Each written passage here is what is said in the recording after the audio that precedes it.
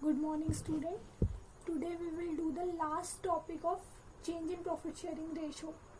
जो हमारा third chapter है change in profit sharing ratio, sorry second chapter है, उसका लास्ट टॉपिक करेंगे हम. लास्ट टॉपिक है when revised value are not recorded in the books. ये कह रहा है जब आपकी रिवाइज्ड वैल्यू कौन सी होती है? रिवाइज्ड वैल्यू वो होती है जो आपकी एडजस्टमेंट में गिवन होती है कि आपकी कल हमने क्या था, लैंड एंड बिल्डिंग इंक्रीज होगी, बिल्डिंग डिक्रीज होगी, क्रेडिटर्स आपके क्लेम नहीं करेंगे. ये जो सारी एडजस्टमेंट है, इनके बाद जो वैल्यूज आती है हमने उनको रिकॉर्ड नहीं करना है. मतलब रिवैल्यूएशन अकाउंट के चेंजेस को हमने अकाउंट नहीं करना है, उनको कंसीडर नहीं करना है. तो हमारी क्या एडजस्टमेंट होगी? बेटा कल हमने रिवैल्यूएशन अकाउंट बनाया था. रिवैल्यूएशन अकाउंट हम तब बनाते हैं जब हमें कुछ नहीं गिवन होता क्वेश्चन के अंदर, तब हम रिवैल्यूएशन अकाउंट बनाते हुए और उसके चेंजेस को जो हमारी बैलेंस शीट होती है उसमें रिकॉर्ड भी करते हैं. बट जब हमें ये गिवन होता है कि हमें रिवाइज वैल्यू को रिकॉर्ड नहीं करना, तो हम रिवैल्यूएशन अकाउंट बनाते ही नहीं है. हम रफ एक काम करते हैं, उस रफ काम के साथ हम रफ रिवैल्यूएशन अकाउंट बनाते हैं, उस रफ रिवैल्यूएशन अकाउंट के साथ हम आगे बढ़ते हैं. अब जो आपकी बुक है उसमें 39 इलस्ट्रेशन से आपका ये टॉपिक स्टार्ट होता है. बट 39 इलस्ट्रेशन में कोई उसने प्रॉब्लम नहीं दे रखी है, कोई प्रॉब्लम हमें गिवन नहीं है. हमें ये लिखा हुआ है कि आपको देखना है कंटिन्यूइंग इलस्ट्रेशन 38 इलस्ट्रेशन को कंटिन्यू करके the partners agreed that the revised value of a certain liabilities are not to be recorded in the books and they also don't want to distribute the general reserve. ये कह रहा है कि जो revise value है asset और liabilities की, उन्हें हमने बुक्स में रिकॉर्ड नहीं करना है. और सेम वो कह रहा है कि वो जनरल रिजर्व को डिस्ट्रीब्यूट नहीं करना चाहते. तो तुम्हें क्या करना है, एक सिंगल जनरल एंट्री पास करनी है. सिंगल कैसे पास होगी अब हम ये सोचेंगे. देखो जनरल रिजर्व को डिस्ट्रीब्यूट नहीं करना तो गेनिंग टू सैक्रिफाइसिंग वाली एंट्री होगी इसके लिए. उसके अलावा आपको गुडविल गिवन होगी क्योंकि रिकॉन्स्टिट्यूशन का केस है. गुडविल आपको फर्म की गिवन होगी, अगर गिवन है तो उसकी एडजस्टमेंट करेंगे हम. उसके लिए भी गेनिंग टू सैक्रिफाइसिंग एंट्री होती है. तीसरा हमारे पास रिवैल्यूएशन के बैलेंसेस है. जो मेरे पास क्वेश्चन नंबर 38 है वो मैं रीड कर रही हूँ. इसी के बेस पे हमने एक क्वेश्चन करना है. इलस्ट्रेशन 39 है ये जो मेरे पास बुक है उसमें. क्वेश्चन है ABC are partners sharing profit and losses in the ratio of 3:3:2. Their balance sheet as at 31st March 2009 was as follows. ABC 3 partner है, इनकी रेशियो है 3:2 और इनकी बैलेंस शीट गिवन है मुझे. बैलेंस शीट का टोटल है 5,60,000 रुपीज. बैलेंस शीट के अंदर आपको एक्यूमुलेटेड प्रॉफिट का जनरल रिजर्व गिवन है. उसके बाद कह रहा है 1 अप्रैल 2019 को इन्होंने डिसाइड किया है कि ये प्रॉफिट और लॉस जो न्यू रेशियो इनकी होगी वो होगी 4:3:2. मतलब रिकॉन्स्टिट्यूशन का केस है. पहले ही हम गेन और सेक्रीफाइस पहले से ही हम इसको क्या कर लेंगे, कैलकुलेट कर लेंगे ताकि फ्यूचर के लिए हमारे लिए इजी हो जाए इसको करना. तो ये थी ओल्ड रेशियो और ये है न्यू रेशियो. अब सेक्रीफाइस और गेन निकालेंगे हम. एक आ जाएगा, एक ही ओल्ड रेशियो थी 3/8 और न्यू रेशियो है 4/9. तो ये आएगा 5/72. 5/72 आया. ये क्या है, गेन, क्योंकि ये माइनस में आ रहा है. मैंने सेक्रीफाइसिंग रेशियो का फॉर्मूला लगाया और बी का आ रहा है माइनस में आंसर, तो ये है गेन. सेकंड है हमारा बी है 3/8 माइनस 3/9. 72 27 माइनस 24 3/72. तो ये कर रहा है सेक्रीफाइस. देन सी का निकालेंगे. ओल्ड थी इसकी 2/8, न्यू है 2/9. 72 2/72 ये आ जाएगा आपका सेक्रीफाइस. देखो ये माइनस में आया, ये प्लस में और ये भी प्लस में, दोनों मिला के देखो इक्वल हो गए. ये 5/32 से गेन कर रहा है, ये 3/72 से सेक्रीफाइस कर रहा है, ये भी 2/72 से सेक्रीफाइस कर रहा है. अब आगे ये कह रहा है स्टॉक वैल्यूड एट ₹1,10,000. आपकी बैलेंस शीट के अंदर स्टॉक था 1,20,000 का. अब आपको दे रखा है 1,10,000 का. मतलब आपको क्या हो गया, 10,000 का लॉस हो गया. उसके बाद आगे ये कह रहा है 10 नेक्स्ट आपको एडजस्टमेंट दे रखी है, the machinery is to be depreciated by 10%। Machinery क्या हो रही है, मशीनरी की वैल्यू रिड्यूस हो रही है, तो ये भी आपके लिए क्या है, लॉस है। आगे ये कह रहा है provision for doubtful debtors to be made on debtors at rate 5%। Debtors आपको 44,000 के दे रखे हैं, ये कह रहा है इसमें से हमें डाउट भी है 5% पे, ये भी आपको क्या हो रहा है, लॉस हो रहा है। उसके अलावा दे रखा है building to be appreciated by 20%। Building 20% से बढ़ेगी तो ये आपका फायदा है। देन लास्ट है liability of 2500 included in sundry creditors is not likely to arise. ये कह रहा है एक लायबिलिटी थी 2500 की, वो सन्ड्री क्रेडिटर्स में इंक्लूडेड है, वो अराइज नहीं होगी, ये भी आपको फायदा हो रहा है, लायबिलिटी रिड्यूस हो रही है आपकी। तो बेटा अब आपको, पहले आपने रिवैल्यूएशन अकाउंट बनाते थे, आप रिवैल्यूएशन अकाउंट बनाते थे, बट जो नया टॉपिक है इसमें ये लिखा हुआ है रिवाइज वैल्यू को रिकॉर्ड नहीं करना। तो अगर मैं रिवैल्यूएशन अकाउंट बनाऊंगी, अगर मैं रिवैल्यूएशन अकाउंट में लिखती हूँ, रिवैल्यूएशन अकाउंट बाय साइड में मैं लिखती हूँ बाय बिल्डिंग, क्योंकि बिल्डिंग की वैल्यू इंक्रीज हो रही है, तो मेरी जनरल एंट्री बनेगी building account debit to revaluation, तो इसका इफेक्ट बिल्डिंग में भी पड़ेगा। फिर बिल्डिंग की वैल्यू क्या हो जाएगी, रिवाइज्ड हो जाएगी। समझ में आ गई क्यों नहीं बनाते हम रिवैल्यूएशन अकाउंट, इसलिए नहीं बनता ताकि असेट्स की वैल्यू को में अफेक्ट ना आए उस चीज का, इसलिए हम एक जनरल सा नोट बना लेते हैं रिवैल्यूएशन के लिए। इसके लिए हम वर्किंग नोट बनाएंगे,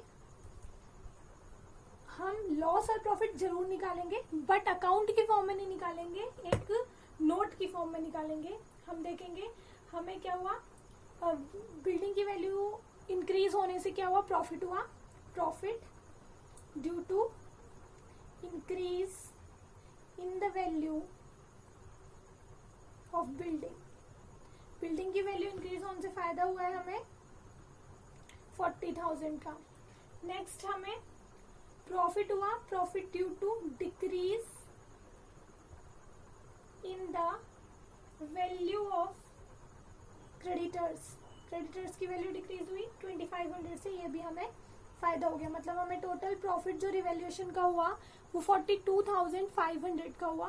देन हम इसमें से लेस कर देंगे, लेस करेंगे हम स्टॉक का, हमें लॉस हुआ, loss due to decrease in the value of stock. कितना लॉस हुआ हमें स्टॉक से, हमें लॉस हुआ था 10,000 का। Then loss due to decrease in the value of machinery. Machine की वैल्यू रिड्यूस हुई आपकी, ये आई थी आपकी 15,900 की। उसके बाद हमें लॉस हुआ था प्रोविजन फॉर डाउटफुल डेट्स की वजह से, loss due to provision for doubtful debts. हमारे डेट्स अगर हमें पूरे मिल जाते तो हमें फायदा होता, बट डेटर्स पे हमें डाउट है तो हमें ये नुकसान हो गया। ये नुकसान हुआ हमें 2200 का। तो टोटल जो हमें लॉस हुआ यहाँ से वो हुआ तुम्हारा 28,100 का। हमें जो प्रॉफिट हुआ वो तो हुआ 42,500 का, रिवैल्यूएशन का जो क्रेडिट आता है हमारा, और हमें लॉस हुआ 28,100 का। मतलब हमें टोटल क्या हुआ, ओवरऑल हमें क्या हुआ है, प्रॉफिट हुआ है। ये हमारा है प्रॉफिट, ये हमारे पास आ गया रिवैल्यूएशन का प्रॉफिट। अब बेटा याद रखना, हमने रिवाइज वैल्यू रिकॉर्ड नहीं करनी, तो हम इसका करेंगे क्या, इसकी हम सेम ट्रीटमेंट करते हैं जो हम गुडविल की करते थे, जो हम तब करते थे जब एक्यूमुलेटेड प्रॉफिट को डिस्ट्रीब्यूट नहीं करना होता था, तो भी हम गेनिंग टू सैक्रिफाइसिंग एंट्री करते थे।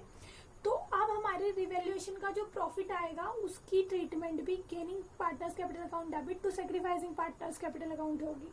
अब देखो इस क्वेश्चन के अंदर जो 38 हमारा क्वेश्चन था जिसके बिहाफ पे हम ये कर रहे हैं, उसमें जनरल रिजर्व भी गिवन था, मैंने तुम्हें पहले भी बताया। जनरल रिजर्व की जो वैल्यू थी वो थी 36,000, और इसने बोल रखा है कि they don't want to distribute the general reserve. तो ये जनरल रिजर्व को भी डिस्ट्रीब्यूट नहीं करना चाहते, मतलब जनरल रिजर्व की भी सेम एंट्री पास होगी, gaining partners capital account debit to sacrificing partners. तो इसकी भी वही एंट्री होनी है 14,400 की, और जनरल रिजर्व की भी सेम एंट्री होनी है। तो मैं क्या कर दूंगी, जनरल रिजर्व और इसको ऐड कर दूंगी, मेरे पास जो टोटल इफेक्ट आ जाएगा वो आ जाएगा इन द दोनों को ऐड करके मेरे पास आ जाएगा 50,400 रुपीज। ये आ गया मेरे पास net effect gaining partners capital account debit to sacrificing partners capital account की एंट्री करने के लिए। बेटा याद रखना, जब भी ये लिखा होता है कि रिवाइज वैल्यू को हम रिकॉर्ड नहीं करेंगे, रिवाइज वैल्यू किसकी, असेट और लायबिलिटीज की वैल्यू को जो हम रिकॉर्ड नहीं करेंगे तो हमारी एंट्री सेम होती है। Gaining partners capital account debit to sacrificing partners entry होती है। जो एंट्री हम गुडविल के लिए बनाते थे कंपनसेशन की, जो एंट्री हम एक्युमुलेटेड प्रॉफिट और लॉसेस के लिए बनाते थे जब वो डिस्ट्रीब्यूट नहीं होते, अब वही एंट्री अगर तुम रिवाइज वैल्यू को रिकॉर्ड नहीं कर रहे हो तो वही एंट्री तुम्हारी रिवैल्यूएशन अकाउंट के प्रॉफिट और लॉस के लिए भी होगी। इस केस में आप रिवैल्यूएशन अकाउंट नहीं बनाओगे, आप एक नोट बनाओगे, जो नोट मैंने यहाँ पे बना रखा है। नेक्स्ट है आपका, अब आपके पास अमाउंट आ गया टोटल 50,400 का। गेन और लॉस पहले ही हम निकाल चुके हैं, तो अब आप एंट्री बना दोगे gaining partners capital account debit. Gain कौन कर रहा था, ए गेन कर रहा था। A's capital account debit to B's capital account to C's capital account, और ये दोनों ही क्या कर रहे थे, सेक्रीफाइस कर रहे थे। आपके पास जो दोनों का टोटल अमाउंट आया, रिवैल्यूएशन का profit plus general reserve, that is 50,400। और जो आपका ए गेन कर रहा था वो कर रहा था 5/72 से, तो इसका अमाउंट आ जाएगा 3,500 रुपीज। देन आपका जो बी है 50,400 मल्टीप्लाई बाय 3/72 से ये सेक्रीफाइस कर रहा था, इसका अमाउंट आ जाएगा 2,100। जो आपका सी है 50,400 मल्टीप्लाई बाय 2/72, इसका आ जाएगा 1,400। आपका टोटल अमाउंट आ गया A's capital account debit to B's capital account to C's capital account. ये डन हो गया। अब बेटा आप बैलेंस शीट बनाओगे। बैलेंस शीट बनाते टाइम ये ध्यान रखना, आपकी किसी भी लायबिलिटी और किसी भी एसेट में चेंज नहीं आएगा, क्योंकि हमने रिवाइज वैल्यूज को रिकॉर्ड नहीं करना है। रिवाइज वैल्यू को रिकॉर्ड करना है तो हम कोई भी एसेट और कोई भी लायबिलिटीज में चेंजेस नहीं करेंगे। बट कैपिटल अकाउंट, देखो मैंने कहीं पे नहीं लिखा land account, building account, creditors account, debtors account, but मैंने यहाँ पे लिखा है A's capital account debit to B's capital account to C's capital account. That means capital account में चेंजेस आएंगे, कैपिटल अकाउंट में चेंजेस रिकॉर्ड होंगे। तो याद रखना, तुम्हारी बुक में जो दे रखा है रजिस्ट्रेशन, उसमें कैपिटल अकाउंट बना के नहीं दे रखा, डायरेक्टली उसने शो कर रखा है। बट बेटा तुम्हें एक बार कैपिटल अकाउंट बना लेना ताकि तुम समझ जाओ कि क्या चेंजेस आ रहे हैं इसमें। तो मैं कैपिटल अकाउंट ड्रॉ करती हूँ। सबसे पहले बाय बैलेंस ब्रॉट डाउन, यही होता है। बैलेंसेस है आपकी 2 लाख, 1,50,000 एंड 1,50,000, ये आपके इसके बैलेंसेस हैं। अब बेटा आपके पास कुछ भी नहीं था, पहले जो क्वेश्चंस हमने किया उसमें हम गुडविल डिस्ट्रीब्यूट करते हैं, उसमें हम जनरल रिजर्व डिस्ट्रीब्यूट करते हैं, कोई और एक्युमुलेटेड प्रॉफिट लॉस दिया हो वो डिस्ट्रीब्यूट करते हैं, रिवैल्यूएशन का प्रॉफिट या लॉस डिस्ट्रीब्यूट करते हैं। बट इस बार तो डिस्ट्रीब्यूट करना ही नहीं था, ना जनरल रिजर्व को डिस्ट्रीब्यूट करना था, रिवाइज वैल्यू रिकॉर्ड नहीं करनी थी, तो हमारी रिवैल्यूएशन प्रॉफिट भी गेनिंग टू सेक्रीफाइसिंग एंट्री बन गई। गुडविल इस क्वेश्चन के अंदर गिवन नहीं है। दैट मीन्स मैंने जो ट्रीटमेंट करनी है वो मैंने सिर्फ इन बैलेंसेस की करनी है। इन बैलेंसेस की अगर ट्रीटमेंट करनी है तो देखो एंट्री बना के मैंने एज कैपिटल अकाउंट डेबिट, ए यहाँ डेबिट में है तो यहाँ कहाँ आएगा, क्रेडिट में आएगा। तो मैं यहाँ लिखूंगी by A's capital account, by A's capital account. अगर मैं यहाँ ए लिख रही हूँ तो ए में कभी भी अमाउंट नहीं डालूंगी, ये कॉन्ट्रा एंट्री है जो आप कैश बुक में भी कर रहा था हमने लास्ट ईयर कैश और बैंक वाले में। By A's capital account amount आएगा इसके ऑपोजिट अकाउंट्स में बी और सी में। बी में आएगा 2,100, सी में आएगा 1,400। बी में 2,100, सी में 1,400, ए खुद में तो कुछ आएगा नहीं। अब यहाँ है to B's capital account to C's capital account, दोनों ही कहाँ है, क्रेडिट में है, तो यहाँ आ जाएंगे डेबिट में। To B's capital account to C's capital account. Amount किस में आता है, अमाउंट हमेशा ऑपोजिट में आता है, तो बी और सी के ऑपोजिट में ए है। बी और सी सिमिलर साइड पे है तो ये एक दूसरे में नहीं आएगा इफेक्ट इनका, इनका इफेक्ट आएगा ऑपोजिट वाले में, ऑपोजिट में है ए, तो अमाउंट आ जाएगी आपकी 2,100 एंड 1,400। ये आ गया आपका बैलेंस। इसके अलावा आपके पास कुछ भी नहीं था तो इसको कर दो टू बैलेंस कैरी डाउन। ए का जो बैलेंस आएगा माइनस करने के बाद 196,500 आएगा, बी का आ जाएगा 152 100, सी का आ जाएगा 151 400। इनको क्लोज कर दो, 2 लाख, ये आ जाएगा 152 100, 151 400, 151 400, 152 100 एंड 2 लाख। ये आ गया आपके बैलेंसेस। बस इतना कैपिटल अकाउंट आपको चाहिए था। आप देखोगे आपका जो इलस्ट्रेशन है बेटा, उसमें बैलेंस शीट डायरेक्टली बना रखी है और सीधा बैलेंसेस दे रखे हैं। आपको कभी भी वो समझ में नहीं आएगा, सीधा लिखा हुआ है अमाउंट। अब मैं बनाऊंगी बैलेंस शीट। बैलेंस शीट मैंने आपको बोला हुआ है पुरानी बैलेंस शीट को देखते हुए बनती है हमेशा, तो पुरानी बैलेंस शीट अपने सामने रखो। पुरानी बैलेंस शीट में सबसे पहले है cash at bank, as it is लिख दो इसको, क्योंकि इसमें कोई चेंज नहीं हुआ। सन्ड्री डेटर्स, सन्ड्री डेटर्स में जरूर चेंज हुआ था बेटा। सन्ड्री डेटर्स में हमारा प्रोविजन बना था, बट हमने रिवाइज्ड वैल्यू को रिकॉर्ड नहीं करना, तो उठा के सेम अमाउंट 44,000 लिख दो। देन उसके बाद है स्टॉक। स्टॉक में भी चेंज हुआ था, बट हमने उसको रिकॉर्ड नहीं करना, डायरेक्टली जो अमाउंट था वही लिख दो। मशीनरी में भी चेंज हुआ था, मशीनरी का चेंज भी हमने रिकॉर्ड नहीं करना, डायरेक्टली वही अमाउंट लिख दो। उसके बाद है बिल्डिंग। बिल्डिंग का भी हमने कोई अमाउंट रिकॉर्ड नहीं करना, चेंजेस का चेंज हुआ था इसमें, इसको भी एज इट इज लिख देंगे हम। देन आ जाओ क्रेडिट साइड में, लायबिलिटीज साइड आपकी, सॉरी क्रेडिट साइड नहीं, liability side. Sundry creditors, sundry creditors में चेंज हुआ था, बट हमने नहीं करना क्योंकि रिवाइज वैल्यू को रिकॉर्ड नहीं करना। नेक्स्ट है general reserve. General reserve distribute नहीं हुआ था, होता तो मैं इसको नहीं लिखती, बट डिस्ट्रीब्यूट नहीं हुआ तो पूरा ऐसे के ऐसे ही है 36,000। देन आ गया आपका capital accounts. Capital accounts A B C, देखो किसी में चेंज नहीं किया, बट ए बी सी में चेंज करेंगे क्योंकि इनमें चेंज हुआ है। मैंने एक जनरल एंट्री बनाई थी जिसपे ये शो हो रहा था कि ये चेंज हो रहे हैं, तो उस चेंज को मैंने शो किया, मैंने बैलेंसेस निकाले। मैं इन बैलेंसेस को लिखूंगी 196 500, 152 100, 151 400। बेटा टोटल वही आएगा जो पहले था, 5 लाख रुपीज।